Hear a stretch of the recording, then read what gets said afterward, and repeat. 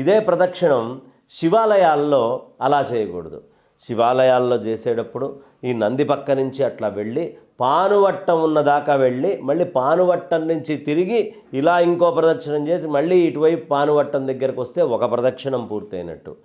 మళ్ళీ అలా వెళ్తే 2, అలా 3 ప్రదక్షిణాలు చెయ్యాలి అని 3 11 మన శక్తిని కొద్దీ చెయ్యాలి అని.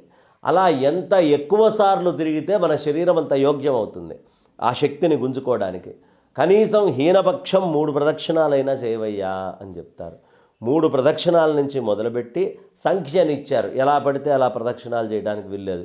3 అయిందయ్యా 11 చేసుకో, 11 అయిందా 51 చేసుకో, 51 అయిందా 108 చేసుకో, అలా 1116 చేసుకో అని ప్రదక్షిణానికి సహస్ర సంఖ్య కొన్ని సంఖ్యల ప్రకారం మన పెద్దవాళ్ళు చెప్పారు. ఆ విధానంలో కనుక మనం ప్రదక్షిణం చేస్తే ఖచ్చితంగా ధ్వజస్తంభము కింద ఉండే శక్తి, ఆ పరమాత్మ యొక్క విగ్రహం కింద ఉండేటటువంటి శక్తి, విగ్రహము నందు అర్చిస్తున్నటువంటి శక్తి మనకు వస్తుంది.